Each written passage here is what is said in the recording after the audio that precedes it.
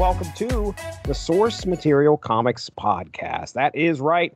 Evan Bevins, we're talking Rise of the Black Panther tonight, and my assumption is that we are talking about this because of the upcoming movie. Do you have any idea when the movie's releasing? I want to say it's November 11th. Synergy, baby. Synergy. You and I were kind of throwing things at the wall, trying to figure out what to talk about, I believe, is how this rolled out. And it might have even been Mark who suggested Rise of the Black Panther, but I know it was, which is a comic that came out in very early 2018. We just talked about how this was something that was released the same year that the Black Panther movie released. That came out in February of 2018, so there was a little synergy there between Marvel Comics and Marvel Studios. That's right. And our creative team on this book, I'm going to do my best to try and... Man, I am too Appalachia to say some of this stuff. Okay.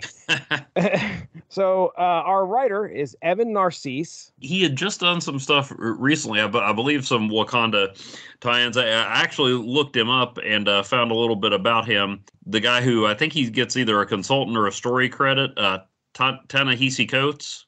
He has the interesting distinction of being the first comic book writer I met through the Dan Le Batard show rather than comics. Okay, explain what that is. Well, the Dan Le Batard show, it was on ESPN Radio. Now they've kind of got their own podcast thing. Apparently, podcasting's a big deal. You should look into it. I have to check that out.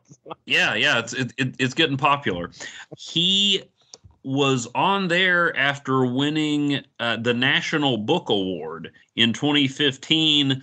I believe it was a series of essays on race in the United States and things like that, called Between the World and Me. Le Batard show often kind of zigged when other sports radio shows would zag and dealt with some, social things. So I heard him interviewed on there. And then, a couple months or a year or so later, I saw that he was going to be writing Black Panther. And so I don't remember where this fell in, but I guess I'm assuming, and we all know how dangerous that could be, that Marvel asked him to, kind of do his spin on the Black Panther's origin to sort of coincide with the movie. And he didn't directly write this, but this Evan Narcisse did, who I looked up, and this guy is kind of my hero because he was a journalist who went from writing about comics to writing comics. I think he interviewed Ta-Nehisi Coates.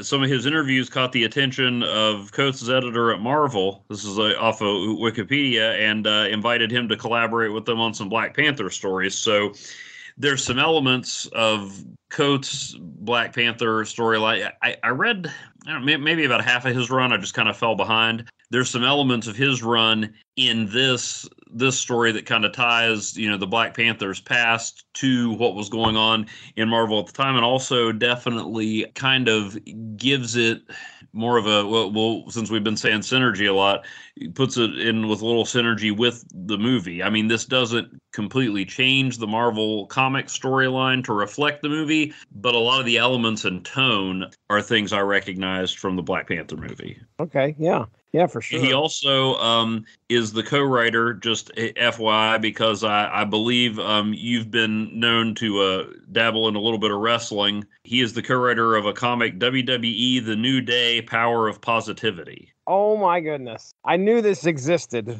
That's great. I believe that one's floating around on Hoopla. That is great. So, and then he also did some work on the Marvel Spider-Man Miles Morales video game and the Marvel Avengers game.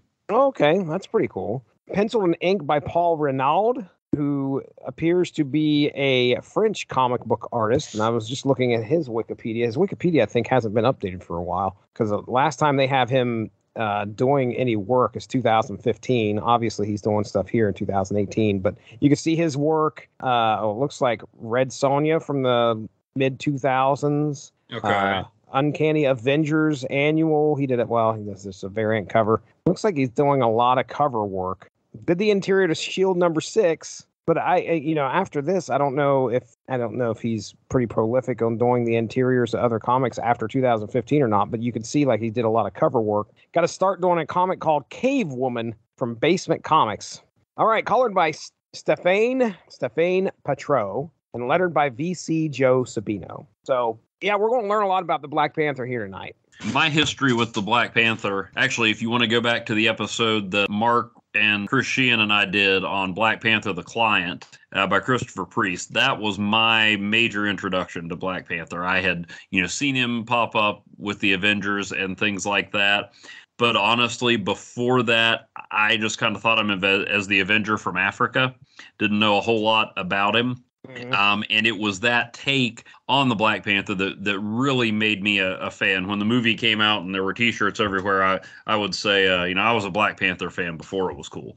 But it was mainly Priest's take on him that I think at first I thought was unique to Priest, and it was to a certain extent, but he built on a lot of stuff that came before. So political intrigue in Wakanda, which we get in this, was one of the first major Black Panther solo series. There was a coup within the nation, and he went to different parts of it, and you learned about the different peoples and the traditions and intrigue and things like that. Wakanda's always been a technologically advanced nation. I believe it was Priest that introduced the concept of the Dora Milaje. They mentioned the Kimoyo operating system. That's where I first learned about that. When that run ended, Reginald Hudlin took over, and a lot of people like that, and it built on a lot of the stuff Priest did. I was kind of mad at Marvel, even though, I had there were 60-some issues of Black Panther. It's not like they pulled the plug. Nowadays that's unheard of.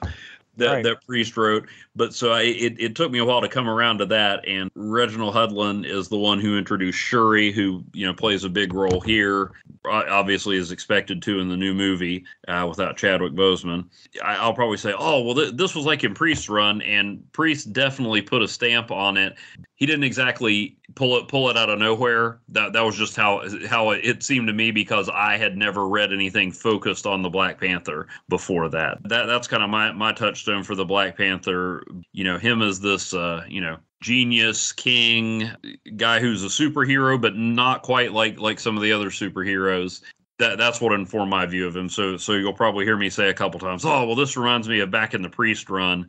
I think I probably knew the Black Panther existed in the 90s, as in I was collecting comics then, but I don't recall ever reading anything with him in it. I think the time that I've recognized a story that he was involved in, or a storyline that he was involved in, was his marriage to Storm. Right, yeah, during Civil War. Right. That was when Hudlin was writing it. Yeah, that's when I was like, oh, okay, this character I know has been around for a while, but I know nothing about him. And here he is married to Storm. And yeah, this is very much about establishing his place in the wider Marvel universe as much as it is telling his story. Absolutely.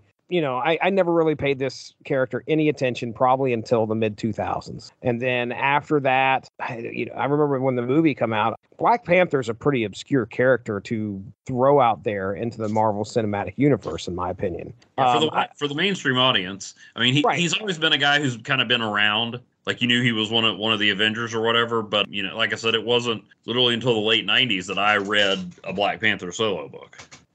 So Black Panther hits... We don't go to the theaters to watch it. Instead, we wait, and it gets released. And the day that it releases I'm talking about releases like video on demand and stuff like that. Mm-hmm. So the day it releases for video on demand, I sit down and I watch it with my kids. And this is a Sunday, I believe. So we're watching it, and the anticipation is just ratcheting up to go watch Infinity War. And I finally was like, let's go and watch it. I remember we watched Black Panther, and I was like, all right, kids, let's go watch Infinity War in the theaters. So we immediately went and saw saw Infinity War in the theaters that day. So watched both those movies on the same day, which was pretty cool. But regardless, I was really impressed with what they did with the Black Panther, property. I didn't know what kind of a story they could tell that would make it matter in the Marvel universe or Marvel Cinematic Universe, and it was great. So this might be the first time I read a full Black Panther story. Yeah, because the Client we did, that was during COVID. One of the cool things, and you get a glimpse of that in here, and one of the things where I think maybe he really distinguished it on Black Panther is he I read an interview once where he said he wrote Black Panther like he was Ra's al Ghul, but a good guy. Like he's always 3 or 4 steps ahead of everybody. You see some of that in here. I mean, he's still coming into his own, but I mean, he does have some powers, from the good old heart-shaped herb. But in some ways, he's kind of like the closest thing sometimes Marvel has to a Batman, because he just has all these resources and he has all these plans in motion and backup plans, and keeps his friends close and his enemies closer. And right. So correction. It was actually episode 150. Mark and I covered Who is the Black Panther from 2005. That was Hudlin's first run. Storyline, I believe, where he kind of reintroduced him. Yeah. So that was back on, because I'd been reading about the Black Panther for 5 or 6 years. I knew who the Black Panther was, and I didn't want to reboot. Yeah, no kidding. But a lot of people really liked that. Run, and what I read of it, I enjoyed too. That was February of 2018. I remember that specifically because it was either the first of the W2M shows or it was the last of the Blog Talk shows. So I know you episode 150, so you probably had like a chromium cover and double-sized hologram.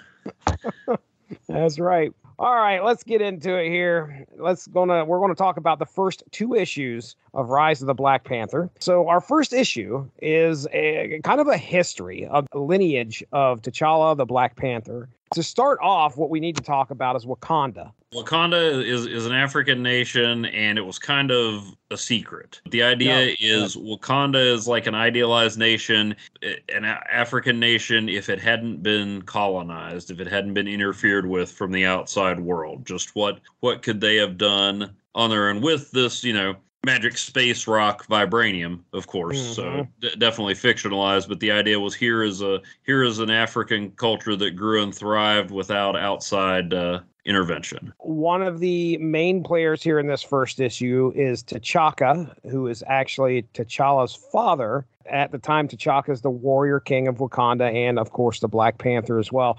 And from what I understand, if you are king of Wakanda, you are also the Black Panther, correct? Yes. Okay. That is correct. All right. We also get to meet T'Challa's mother, a lady by the name of Naomi is what I want to go with. Naomi, she's an outsider. I can't remember the specifics where T'Chaka met her. I know it was obviously not in Wakanda. He brings her in, falls in love with her, obviously, and makes her queen. But she dies shortly after childbirth, giving birth to T'Challa. There's probably a previous story that's detailed, that they're detailing here, where they got to they're trying to get some nanites from Howard Stark, bring them over in order to try and save her. But there's like some espionage that goes on, blowing this transport up of these nanites before they reach her. So unfortunately, Naomi meets her end shortly after childbirth, after giving birth to T'Challa. I knew that Ramonda, who we meet later, wasn't his birth mother. I feel like the inclusion of Howard Stark, and I'm not much of an Iron Man expert, but I feel like Howard Stark got more important in the comics as he got more important in the Marvel Cinematic Universe. I'm not sure how much that connection was established. The appearance of Captain America in the beginning, where T'Chaka meets Captain America during World War II, that was like a previously established touchstone. I know Priest and Hudlin both dealt with, and I think even was around before. So, but I'm not sure if the Howard Stark connection was there, or if that was a new addition for this. Yeah, you mentioned Ramonda, who happens to be T'Chaka's second wife and mother figure to T'Challa. I mean, he, for all intents and purposes, T'Challa treats her as his mother. Then we have we in issue 1, we get introduced to kind of some enemies to T'Chaka's rule. There's obviously some parts of Wakanda that are not, even parts of Africa they contend with T'Chaka's rule. They bring in Baron von Strucker at one point. I think by the end of the issue, Ulysses S. Claw shows up. Yeah. And he is there for some vibranium, which is this, you mentioned it, space rock, coveted, very precious metal. A lot of strange qualities. It can absorb energy, especially sound, and it was used in part to make Captain America's shield. I believe it's a vibranium adamantium mixture. The two cool metals in the Marvel Universe. So Claw ends up killing T'Chaka as he jumps in front of a blast aimed at T'Challa. Claw ends up getting his hand blown off. Very big parts of Marvel history are happening just in this first issue. But the main thing is, obviously, T'Chaka ends up losing his life, saving his kid, T'Challa. So that's where issue 1 sort of ends. Issue 2 is where T'Challa strives to become the Black Panther, but also has to deal with a certain Atlantean named Namor. So when we start the book out, Cian, T'Chaka's brother, is ruling as the Black Panther right now for Wakanda. But T'Challa shows up on Challenge Day, hooded. Nobody knows who he is. He's got a hood over his head, but he challenges his uncle and actually wins the fight. What's your thoughts on Challenge Day? Kind of explain that to our listeners. We got a little glimpse of it in the movie. I do remember reading about a long time ago that this is how T'Challa earned the mantle of the Black Panther. It's the first time I remember actually seeing it in the comics, but it's basically a king has to prove their mettle, prove their worth to retain the Black Panther title by defending against all challengers. Mm-hmm. So, we saw T'Challa do that in the movie against M'Baku. Then Killmonger showed up and challenged him. And yeah, basically at this point he does the same to his uncle. He was in line for the throne, but it wasn't just going to be handed to him. Right. And so he defeats his uncle and the Dora Milaje to show that he is worthy of inheriting the title of Black Panther. So now, as Black Panther, T'Challa investigates some recent disappearances of some of his people and ends up running into Namor, who was recently in a ship, apparently, and blasted out of the sky. So he's down there. They have a little bit of a scuffle after Namor and Black Panther put aside their initial misunderstanding and differences. They find out... Marvel Universe, you can't have two superheroes meet without them trading blows. No kidding. They find that one of Namor's enemies, or at least somebody he doesn't get along with, a guy by the name of Murano, which I've never heard of. Doesn't ring a bell for me. Yeah, and then Zorun, which is somebody that was not happy with Black Panther or T'Challa's rule. So these two from Naganda, which is a fictional neighbor of Wakanda. That they had some disputed territory. Right. There was definitely a land dispute. I remember him mentioning that he believed that they had taken their land in the past. So Murano and Zorun teamed up, but Namor and Black Panther, they're able to defeat them. I think there was a rebellion that was planned, and Namor and Black Panther were able to put an end to that pretty quickly. By the end of issue 2, T'Challa's kind of changing things up. He's actually given it some thought to letting the world know that Wakanda exists. So how well that's going to go over with the rest of Wakanda, we don't know. We just know that T'Challa's giving it some thought because he believes that it would be better to have the world know that they're there. A lot of people feel differently because they think that if everybody knows they're there, they're going to come for them, and they're going to be it's going to be unending conflict. Yeah. But regardless, T'Challa has given it some thought to maybe, just maybe, it'd be a good idea to let the world know Wakanda is there. So, and you just don't know what kind of trouble you're going to get into. Oh, man. Wah, wah.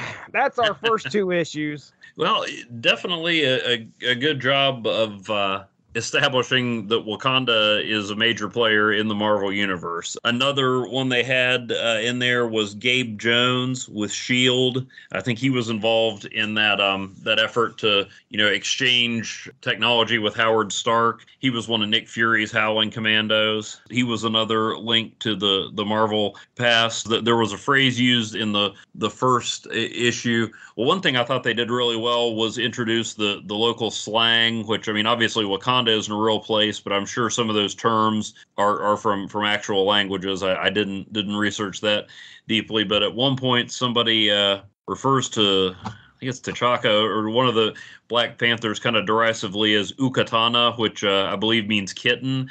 Mm-hmm. And that's actually a phrase that the main villain in the early part of Priest's run used. So I don't know if that was a nod to that or if it was just a common term that both the writers pulled out, but I thought that was pretty neat. I liked seeing the White Wolf, who was T'Chaka's adopted son, a white man who had well, as a child had, been orphaned in Wakanda, and T'Chaka raised him and put him in charge of the secret police. See, he wasn't a blood relative, so couldn't be in line for the throne. Right. But I think I've talked about it here. I always love alternate versions of characters. So the White Wolf, the title Bucky Barnes gets in the movies, he and the Hatut Zaraze, I'm probably butchering that, but the Wakandan secret police are like Black Panthers but with white uniforms. So I always thought those guys were pretty cool looking. So yeah, it just gives you the history of Wakanda, establishes it in the Marvel universe. Like I said, I knew some of this. I'd love to be enough of a historian to tell you exactly what was new and what was tweaked. I knew it was established that Ramonda wasn't T'Challa's birth mother. Again, in Priest's run, you had a lot of stuff with Namor, with the different characters that were heads of state. There was a whole storyline that was kind of played on the Elian Gonzalez thing with Atlantis, and then you had Magneto when he was in charge of Genosha, and Doctor Doom from Latveria. All those guys interacting with Namor and T'Challa. Yeah, just a really neat job of establishing everything there in the history. I'll tell you, one of the hardest things for me to understand what was going on here, I don't even know if they explained to where I understood what was going on. But yeah, it was a little hard for me to follow too. Okay, thanks. My gosh, man. I sat here and I was like, I understand that he's concerned about these disappearances of his people. Mm-hmm. And he wants to find out where they're going. He ends up running into, like, we open up issue 2 where he is trying to stop some people smuggling vibranium, I think, out of the nation. They're yelling, I don't want to disappear too. What was going on with these disappearances? Were people being abducted, or were they leaving on their own, or what was going on? I think that they were being abducted. I think it had to do with Naganda, like I said, that neighboring country. But then the guys who were smuggling it, I think they were smuggling it under threat that they would disappear too. So they were being threatened by the people who were doing this. I'm trying to look back at those pages now. Yeah, reports of missing citizens going back more than 10 years. So that's where you see N'Jadaka, who becomes Killmonger, who Michael B. Jordan played in the movie, who was actually a relative of T'Challa's in the movie. That's not the case here. I think they had the Hatut Zaraze investigating the disappearances, and so it wasn't known to the public. In Wakanda, that's one of the reasons T'Challa's kind of talking about bringing them out of the shadows and being more open about Wakanda and the world. Like, if other places knew about Wakanda could interact with them instead of always having to defend itself. To explain the entire conspiracy, I am not sure. I think that's been delved into in other series. That may be why it's a little vague, because I know, again, broken record, I know Killmonger was a big presence in Priest series, and he's been a big presence. They've done even more with him. He's one of those characters that he fit what they needed in the movie.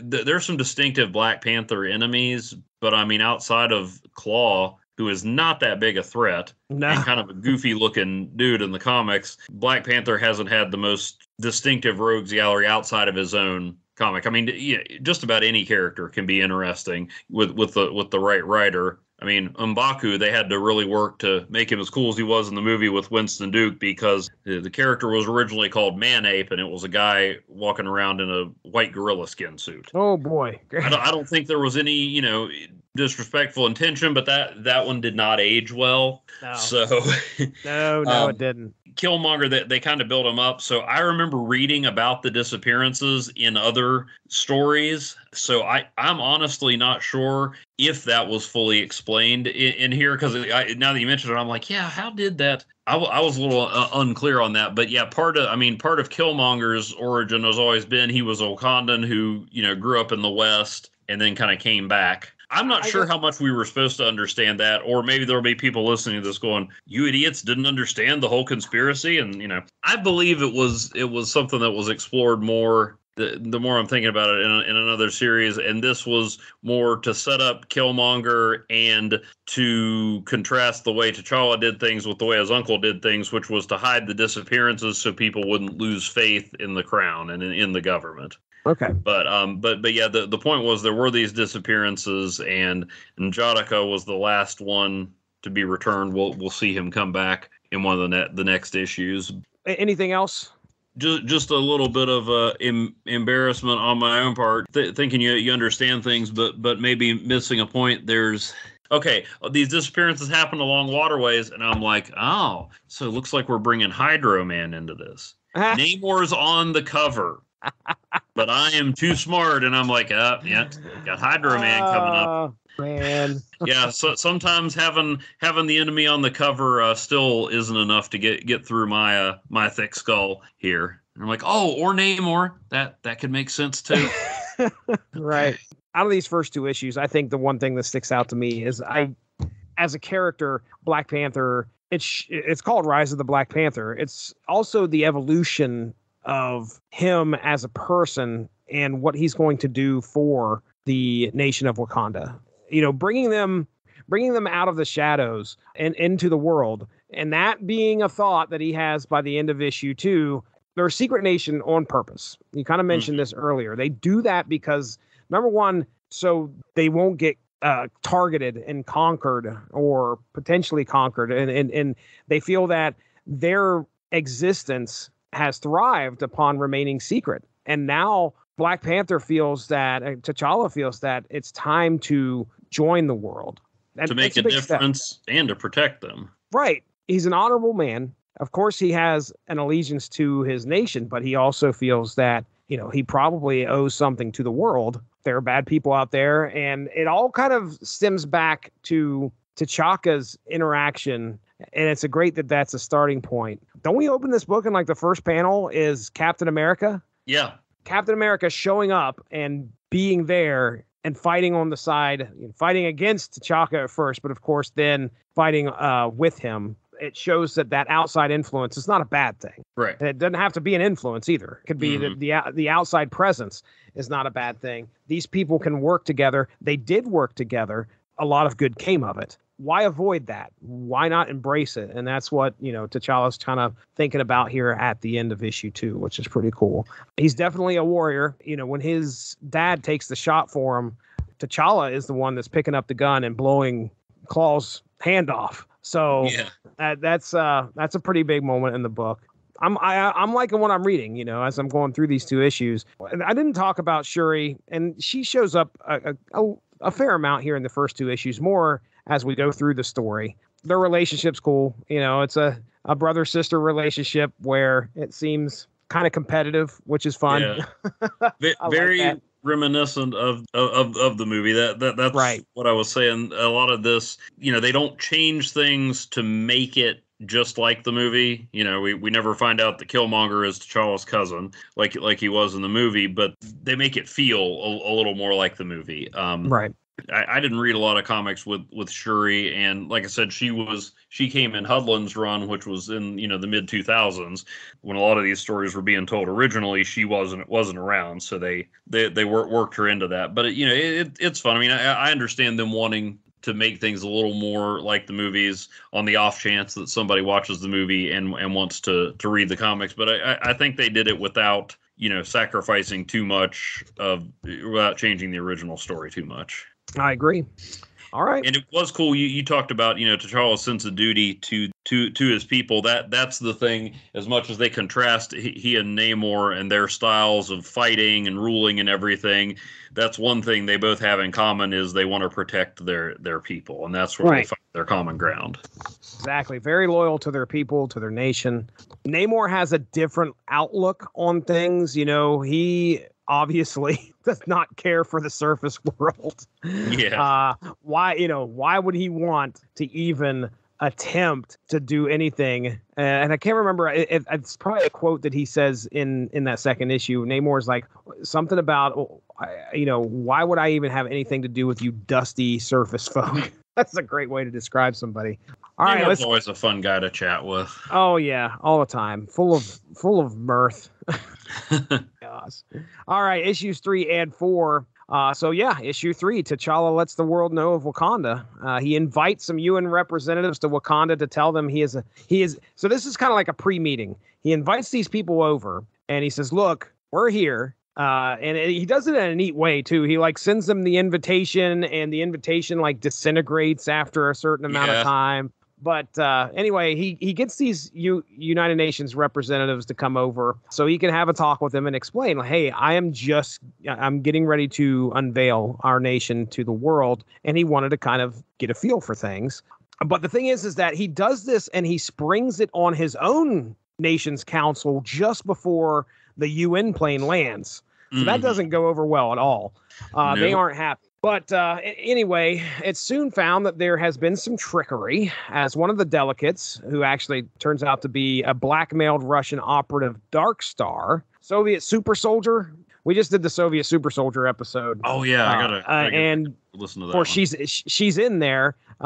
She's discussed. But anyway, Dark Star's there, and she teleports Winter Soldier to sneak around the compound, mainly the roof of the compound, to learn Wakandan secrets. Of course, that is discovered pretty quickly. They underestimate, and I think that's one of the unique aspects of Wakanda is the fact that it's in the middle of Africa, which is traditionally understood to be a pretty underdeveloped nation, pretty underdeveloped continent. Usually you're thinking of huts and people scraping for food. That's not happening in Wakanda. There's one of the diplomats actually uses a phrase. I'm trying to find it, but he says, "This technology on this continent," and you're like, oh, "Man, come on, dude, that's." I mean, you're surprised, but could you be a little more racist about it? Yeah, I can't believe we're seeing these kinds of technologies on this continent. They have no idea what they're stepping into. They do not understand how advanced their society. They're advanced past the outside world. When they show up and they think they're being slick, and the Russians are sending Winter Soldier, who's cloaked, by the way, to go sneak around, Black Panther immediately is like, "Okay, guys, hold on a second. I've got to go do something." Leaves the meeting, confronting Winter Soldier up on the roof, and they end up going through the window into the conference room even. So Shuri ends up finding out about a program, a Wakandan program called, I'm going to call it Cuckoo. K-O-U. That's what I want to go with. It could be Cow.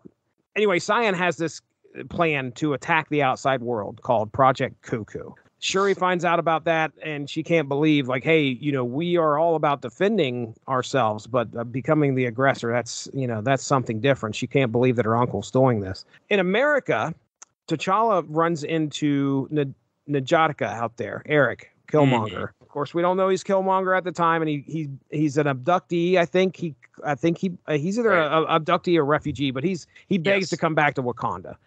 He's like, "Can I come back to Wakanda, please?" So of course T'Challa agrees and says, "Yeah, come back to your home." Returning to Wakanda at the end of issue 3, T'Challa finds Dr. Doom waiting on his own throne. So that is how they end issue 3. And if I didn't go into issue 4 immediately, I don't know if you couldn't have clocked me quicker going into that next issue. I was like, oh man, how is this going to go down? If there's a new source of power in the Marvel Universe, Victor Von Doom is trying to seize it. Right. In issue 4, I'll start with Eric here. I mean, Eric is going around Wakanda trying to get his feel for things. At least that's your idea. Now, can I just go ahead and say that I will claim ignorance, and I had a feeling this guy was Killmonger, but I didn't know for sure.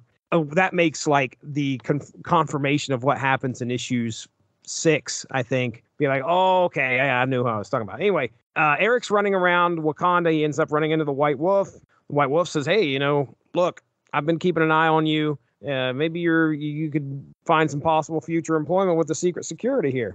He's trying to find his place in Wakanda. He ends up like talking to the council, and some people believe that Eric may be a good one to sponsor for Challenge Day. And that's kind of all that happens with Eric's story in issue 4. To get back to T'Challa and Dr. Doom, we find out that sure enough, that's a Doombot sitting on the throne there. He blows the throne up with the Doombot on it, which is pretty interesting.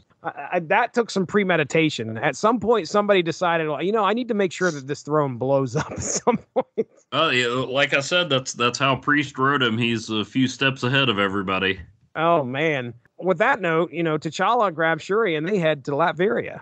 T'Challa dons the Black Panther suit and they meet the real Doom. Dr. Doom is humoring him, you can tell, but the only reason he is because he kind of wants to find out about T'Challa's previous interaction with the Fantastic Four. Yeah, that happened just prior to the events in issue 3, I guess. Is that his first appearance was in Fantastic Four? Fantastic Four number 52, which I have a beat up, cover ripped up copy of that my cousin sent me. Oh, no kidding. That's awesome. Yeah. That's pretty cool. So now during this, Shuri's out being given the tour by another Doombot, but she ends up breaking away to try and find a place where she can purge the knowledge that Doom has of Wakanda, but she gets found out fairly quickly. But before she does, she noticed that there is some technology that is involved with some of these machines that Dr. Doom has. Specifically, she recognizes it being technology from the Hyena clan, which is a group of Wakandan exiles. Shuri gets chased all over the place. Black Panther has to try to jump in and kind of join up with her. You know, these Doombots are kind of chasing after him. And finally, things calm down. And Dr. Doom, the actual Dr. Doom, says, okay, look, I was given the coordinates to Wakanda by somebody. That person claimed to be the son of T'Chaka. So, of course, T'Challa and Shuri are astonished. They now believe that somebody is teamed up with Dr. Doom, claiming to be their brother. Mm-hmm. So by the end of issue 4, their plan is to go confront the White Wolf, because that's the only person that they could think that would do that. Yeah. He's the one person that's been adopted by the family. That's the one brother in quotes that they could think of. So they head back to Wakanda to try and face what they believe is a betrayer amongst their people in the White Wolf. And that is where we leave it. So that's issue 3 and issue 4. Evan Bevins, tell me your thoughts here, man. Well, I like the way they tie in the first appearance. Was it that he said he was talking to folks about he just had an American family here and they had a fantastic impression of Wakanda. I kind of groaned a little at I was talking about they felt like they wanted to make this feel more like the movie, and a lot of ways they did that okay. Winter Soldier felt a little forced. Right. I will agree with you. It was Russian, 100%. But it used to be, the only 3 people that stayed dead in comics were Uncle Ben, Bucky, and Jason Todd, and then they brought back Bucky and Jason Todd within, months of each other, I think. Right. I don't know, about the only thing they didn't do was go, hey, you know what? There was a time Wolverine wandered through Wakanda at some point. Yeah. That's the other guy you always get if it's some, history of the Marvel Universe. There's Captain America, and there's Wolverine, and then now we got to put Bucky in there somewhere. I mean, it wasn't bad. It made sense with the story that's been established that he was doing, all this dirty work for the Russians or whatever, but it just, I don't know. A lot of the other cameos and references felt natural, but that one not so much. Yeah, Bucky looks up at the shield. Wait, that shield. I know that shield. I remember. And then he passes out. And you're like, man, all right. Yeah. Whatever. I know. I did like the dialogue, the exposition of why they had the anti-teleport technology and all that stuff. So it was good exposition during the fight scene. I just thought it was T'Challa and Shuri going back and forth. She's like scolding him about not telling her that he was inviting the UN folks. Yeah, so you've got them arguing, and then T'Challa in contact with Taku, explaining why they were doing that. So I thought, even if I thought the Winter Soldier was a little forced, I thought that scene in that dialogue was good. Just, again, some fun interaction between brother and sister, and then, sort of explaining what was going on there. There is a lot of tech jargon, as well there probably should be. Mm-hmm. But there is a lot of tech jargon that gets dropped in these issues just to make sure that you understand that they are definitely an advanced society. That whole exchange that you're talking about between him and Shuri, he's testing out like a new suit and some different weaponry. Right. Counter frequency profile uploaded to energy grenade, my lord. It's like, okay, all right. And that's one of the things that felt kind of daunting when I started this, especially when I started at night, before I went to bed. There is a lot of dialogue. I don't normally skip over things, especially if there's a lot of words on a page.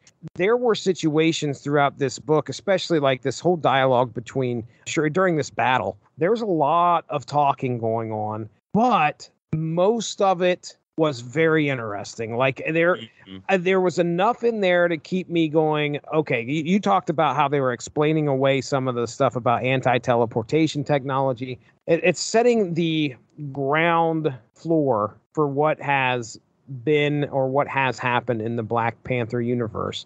Again, it's written in a way that keeps it interesting. So maybe even though I look at something and I go, oh my gosh, look at all these words, I also am like, okay, well, if it's written well, then I'm invested and I'll read every word that's on the page.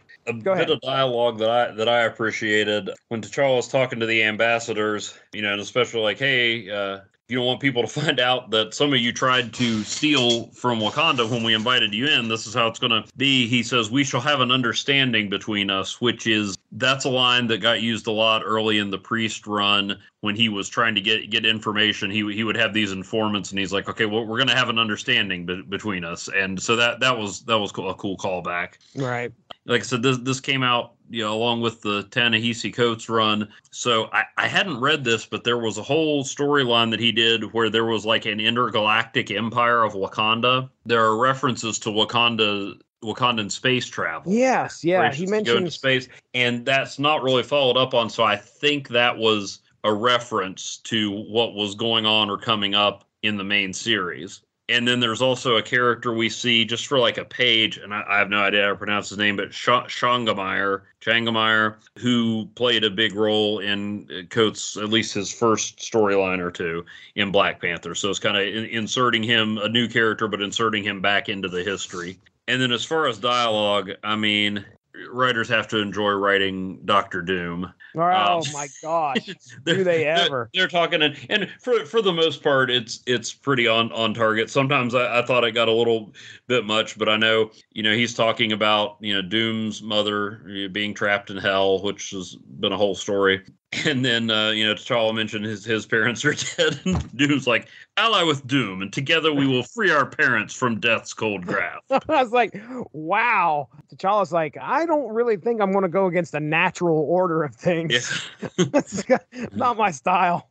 Doom's like, I don't like the natural order, therefore I must crush it. That's such an over-the-top comic book thing, and also totally Doom. It is. Doom's like, oh, you know what? Hey, let's free our parents from death. It's like, or you could just stop teleporting into my country. I would appreciate that. Enjoyed seeing Doom, and then when T'Challa blows up the throne, I'm like, man, T'Challa, that's harsh. And then I even have in my notes, Doombot. And then right. Doombot and T'Challa knew it. Okay, I feel better now. Yeah.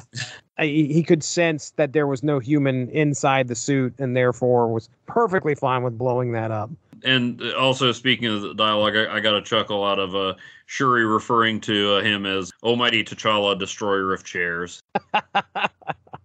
They can get some funny dialogue in there without undercutting, the weight and the stature of the Black Panther. So I enjoyed that. Right. The big thing that comes out of these two issues, specifically issue 3, is T'Challa has every reason not to trust anybody.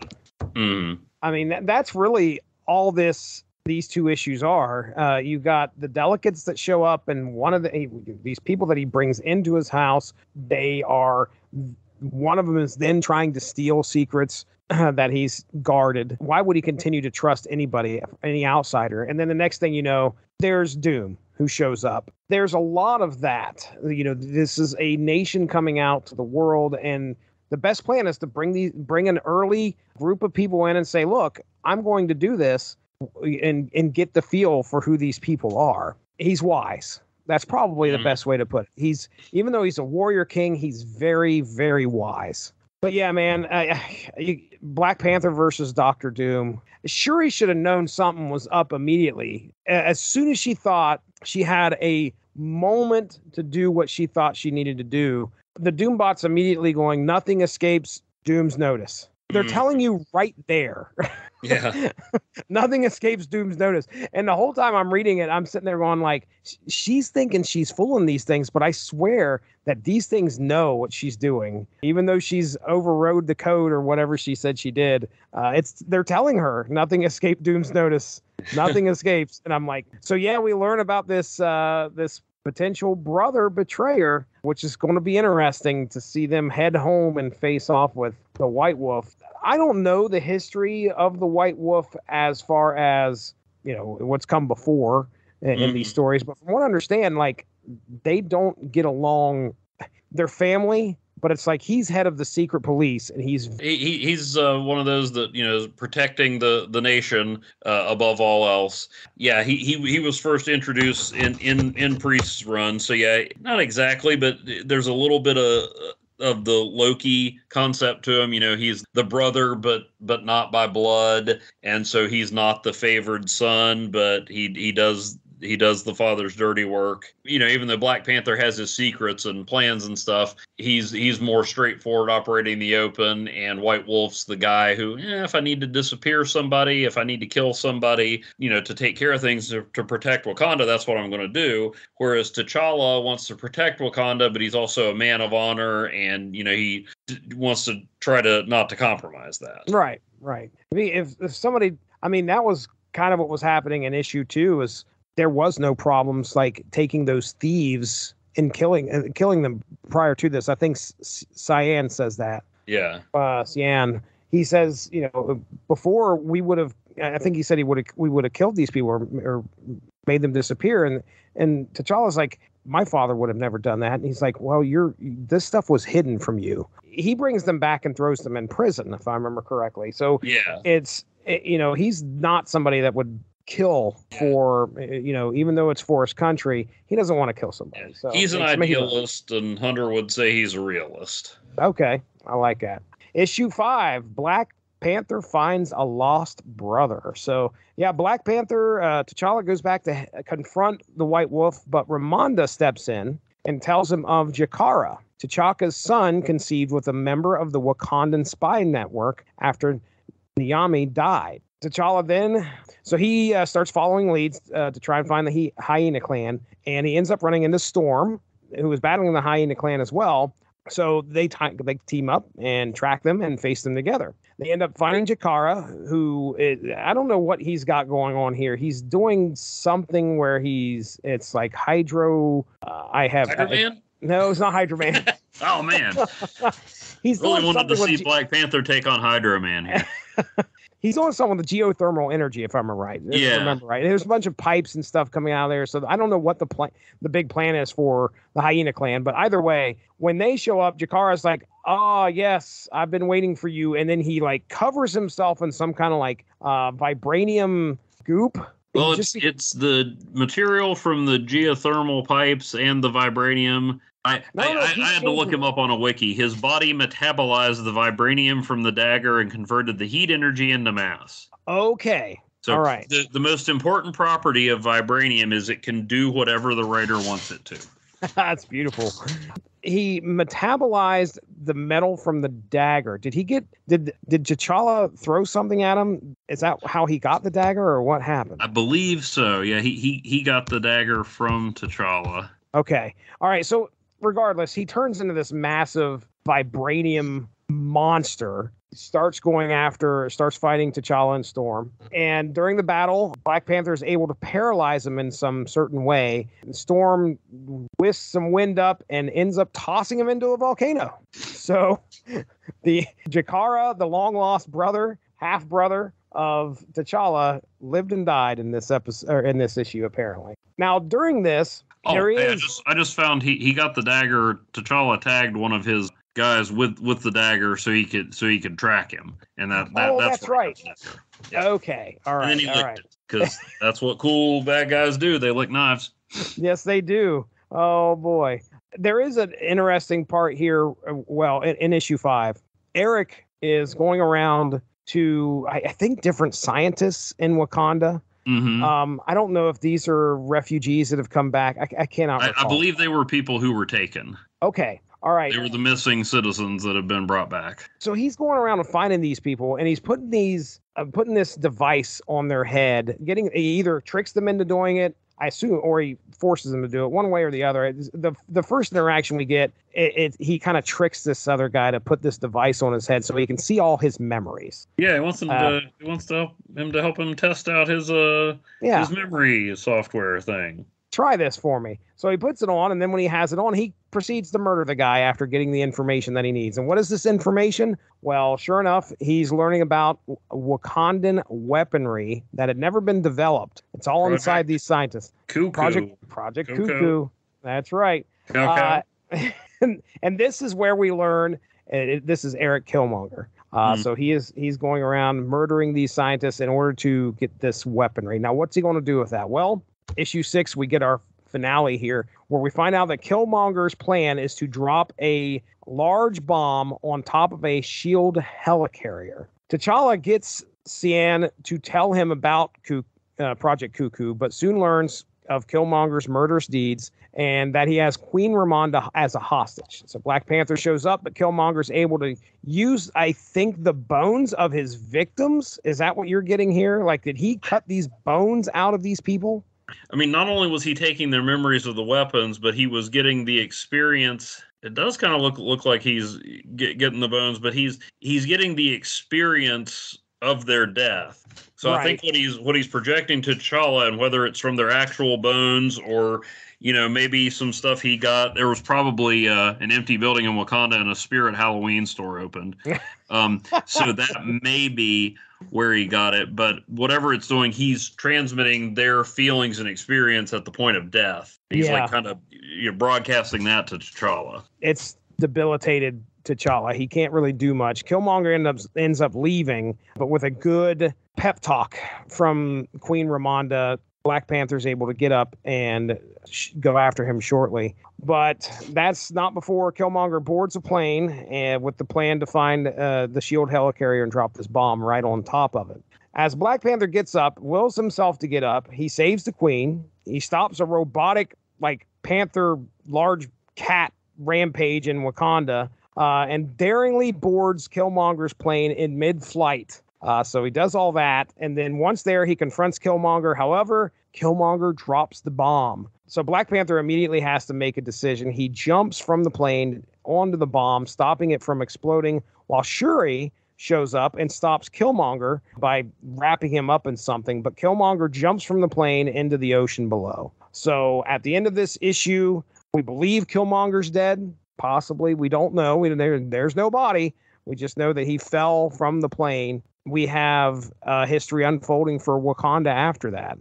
Killmonger's been stopped, really, because it talks about how, like, it's the beginning. You know, this is the next few steps after this are the beginning of T'Challa and his adventures as the Black Panther in the Marvel Universe. He ends up so the last panel is him shaking hands with Captain America. I assume this is at the Avengers mansion. Mm-hmm. So I kind of smirked when it showed him joining the Avengers because, and folks, if you take a drink every time I mention the Priest run, you should probably go to the hospital right now. It was actually revealed that he joined the Avengers intentionally to assess what kind of threat they might pose to Wakanda. Okay. I mean, it's like you were talking about earlier. He's wanting to see what those threats are rather than have them sneak up on him. So that led to some distrust with the Avengers for a while once that was revealed. Okay. And it's not like he wasn't a good guy and he wasn't their friend, but his whole purpose in seeking them out was to say, hey, are these guys a threat to my people? Yeah. Can I trust these people?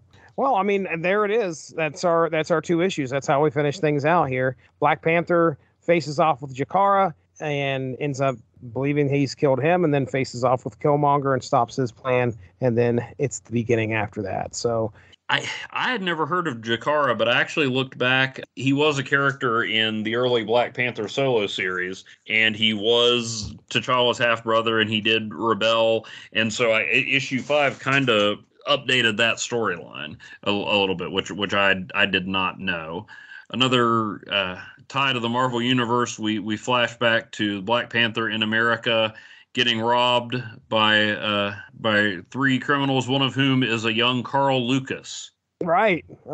Who would grow up to be, well, grow up, or who would become Luke Cage. Then I kind of thought, since this was retelling his origin, that we'd see him and Storm when they were kids. That's where they first got to know each other.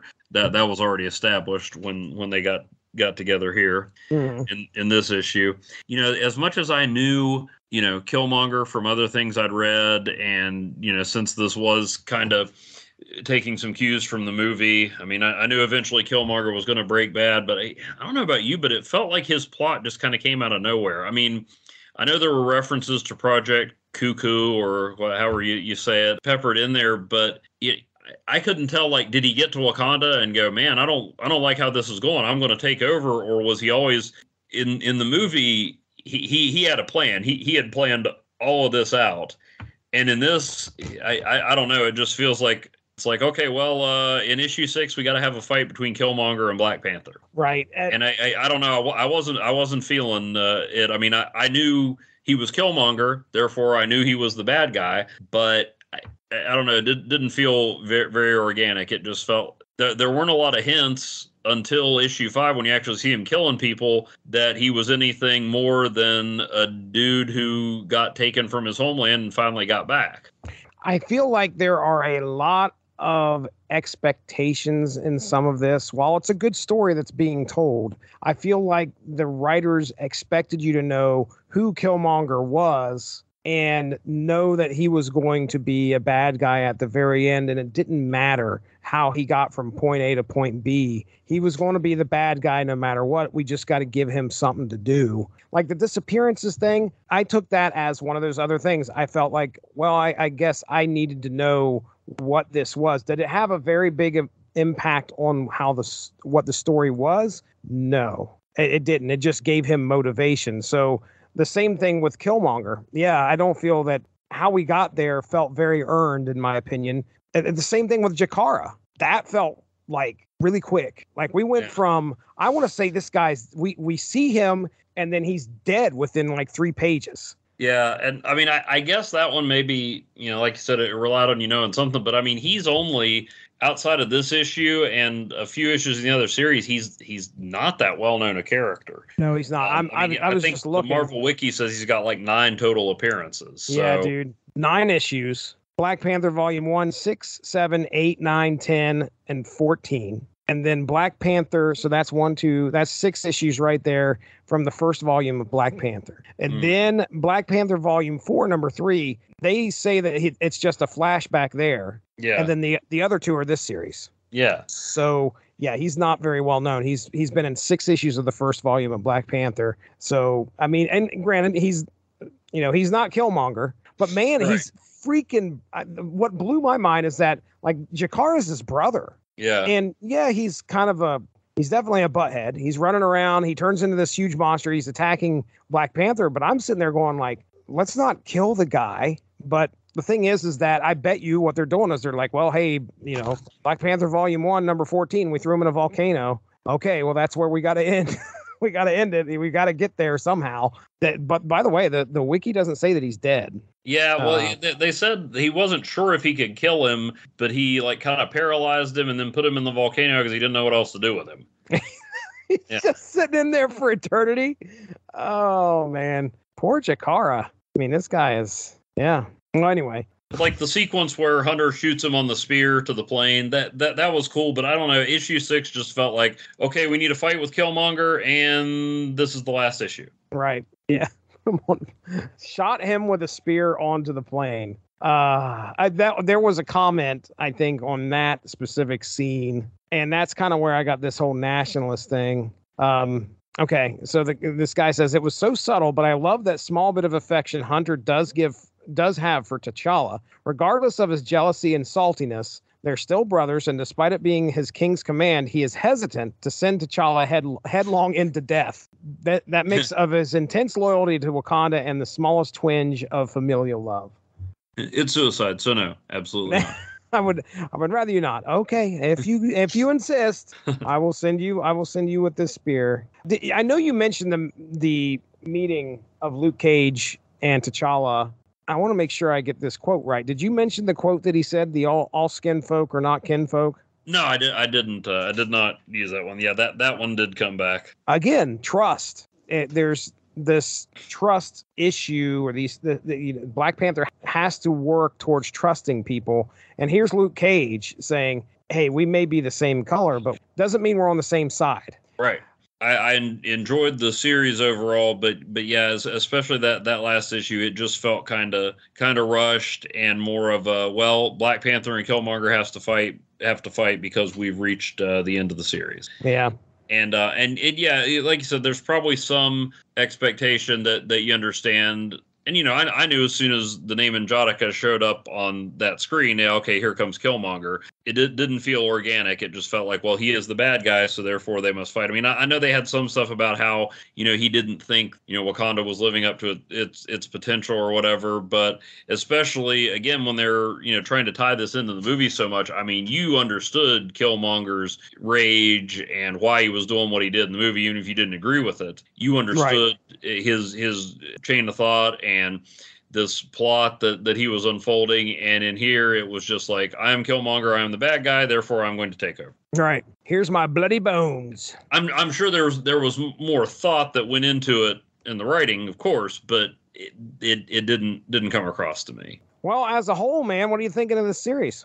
Oh, I enjoyed it. Like I said, I think for the most part they did a good job of balancing the, hey, we want to get what's in the movies front and center without, going back and revealing Killmonger was his long lost brother, or, for the most part, other than Winter Soldier, I think they did a good job kind of balancing the new with the old and kind of bringing it together. Like, I think I said this before we started recording, but it reminded me a little of the Black Widow series Mark and I did a while back that kind of streamlined her origin and put all the different aspects of her past together. So this took a lot of stuff either from the original Black Panther mythos or the new stuff and tried to weave it together in a story that framed it with the contemporary image of the Black Panther that the movie created. Well, I enjoyed myself. As far as getting a glimpse into the history of a character that I'm not well-rounded with. I don't know everything that the Black Panther has been involved with. And like I said at the beginning of this podcast, I was paying attention to this guy in the mid-2000s. The Christopher Priest run, that was late 90s, right? That was 98. That was the first batch of Marvel Knights titles with Kevin Smith's Daredevil. Okay. So and Angel Punisher. Oh, boy.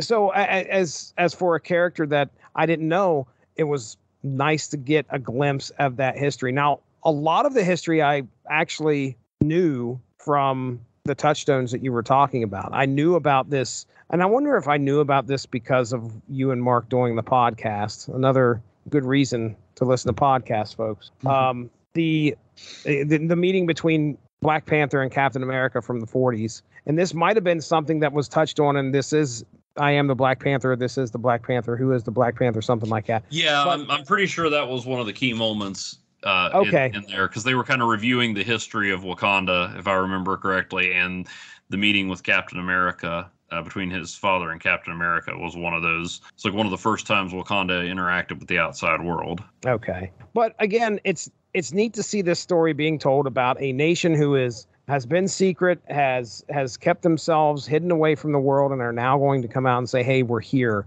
How is the world going to react, and how is Wakanda going to react? That's the big picture, and it's all kind of on the shoulders of this warrior king who is honorable and has superpowers. So it did fill in some of the missing blocks for me for the Black Panther. I enjoyed the art. The art is nothing to sneeze at here. I think, what was his name? Paul Renaud did a fantastic job. Are you going to the theaters to go watch the new Black Panther, or is this going to be one you'll catch later on down the line? Oh, no, I always see the Marvel stuff in the theaters because I can't dodge the spoilers forever. I think ever since the pandemic, there's only been one non-Marvel movie that I've gone to see in the theaters, and that was DC League of Super Pets. So okay. It looks like it's going to be a good movie, especially with they got some pretty big shoes to fill here with. Oh, yeah. We'll see how it goes. I hope it's going to be an interesting and exciting story. So this will be the one to get everybody ready. Namor, folks. Namor. He showed up here. He's going to show up in the new movie, so be ready. Little wings on his ankles. It was neat. It's from all the Red Bull he drinks in Atlantis. They give you wings. All right, Evan Bevins, we have discussed Rise of the Black Panther, the 2018 series. Why don't you let our listeners know where they can find you?